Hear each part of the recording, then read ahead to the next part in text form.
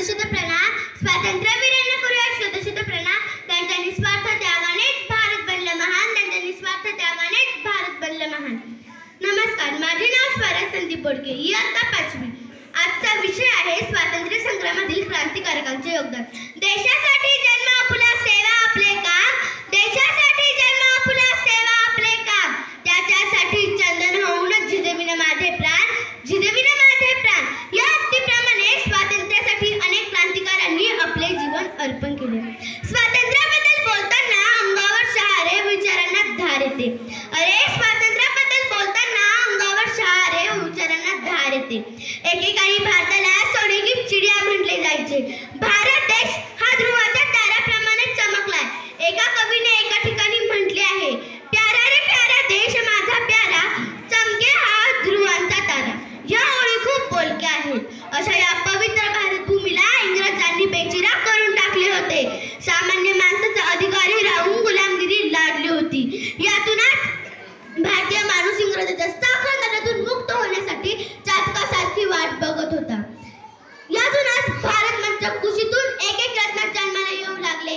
इंग्रजांविरुद्ध सामान्य माणसाच्या मनात आग धगधग होती. यातच लहान हौसीने केले दत्तक विधान नामंजूर आणि मैं मेरी झांसी नहीं दूंगी ही गर्जना, दुमली सर्वदूर ही गर्जना, दुमली सर्वदूर. राणी लक्ष्मीबाईच्या या गर्जनेने क्रांतिकार्याची ठिणगी आणखीनच पेटली. त्यातच बराकपूरच्या छावणीमध्ये मंगल पांडे यांनी ब्रिटिश अधिकाऱ्याला गोळ्या झाडून ठार केले. तेथूनच 1857च्या उठावाला सुरुवात झाली. शिक्षक वाहतूक वृत्तपत्रे यांना चालना मिळाली प्रवर्तनाला. शिक्षक वाहतूक वृत्तपत्रे यांना चालना मिळाली प्रवर्तनाला. मुंबई, पंजाब, कलकत्ता केंद्रे झाली क्रांतिकार्याला, केंद्रे झाली क्रांतिकार्याला. शिशिर कुमार घोष, सुरेंद्रनाथ बॅनर्जी यांनी लावला हातभार देश कार्याला. पत्रकार परिषदांनी घातला पाया राष्ट्रीय एकात्मतेला, घातला पाया राष्ट्रीय एकात्मतेला.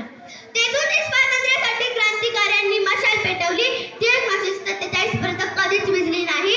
ती 1947 पर्यंत कधीच विझली नाही. शेवटी त्याच मशालीच्या तेजाने 15 ऑगस्ट 1947 रोजी आपला भारत स्वतंत्र झाला. भारताला स्वातंत्र्य मिळावे म्हणून बिपिन चंद्र पाल, लाला लजपत राय, बाळ गंगाधर टिळक, गोपाल कृष्ण गोखले, आगरकर, महात्मा गांधी, रासबिहारी बोस, सुभाष चंद्र बोस, पंडित नेहरू असे कितीतरी क्रांतिकार ब्रिटिशांविरुद्ध लढले. कित्येक क्रांतिकार फासावर चढले. त्यामध्ये शहीद भगतसिंग, राजगुरू, सुखदेव यांनी भारत मंच यज्ञकुंडात आपल्या प्राणाची आहुती दिली. मित्रांनो, भारताला स्वातंत्र्य सहजासहजी मिळाले नाही. यासाठी स्वराज्य हा माझा जन्मसिद्ध हक्क आहे आणि तो मी मिळवणारच असे ठणकावून सांगणारे लोकमान्य टिळक.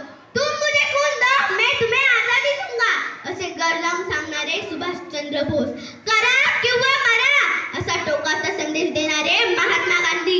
अशा कित्येक महात्मांनी आपल्या प्राणाची आहुती दिली. तेव्हा आपली भारत माता स्वतंत्र झाली.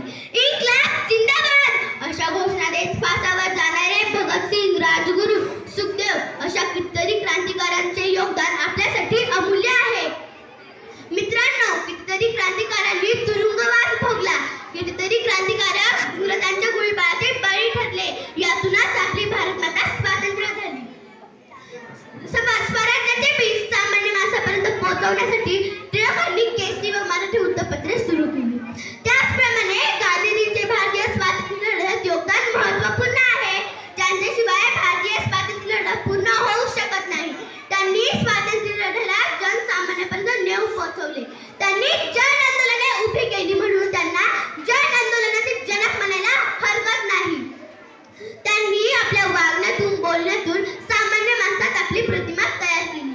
गांधीजींनी चंपारण्य सत्याग्रह करून आपल्या सामाजिक व राजकीय कार्यास सुरुवात केली. त्यांनी अनेक चळवळींमधून भारतीय स्वातंत्र्याचा पाया भक्कम केला. त्यांनी इंग्रजांना हकलवण्यासाठी भारत छोडो चले जाओ या आंदोलनास सुरुवात केली. शेवटी एवढेच म्हणावेसे वाटते, धुमसतात नाही विजल्यास तिचांचे निखारे, धुमसतात नाही विजल्यास तिचांचे निखारे. अस्वल स्वातंत्र्याची आम्हा मिळाली पुन्हा पेटवारे स्वातंत्र्याच्या पुन्हा पेटवारे आयुष्याच्या मशाली, पुन्हा पेटवारे आयुष्याच्या मशाली. धन्यवाद. भारत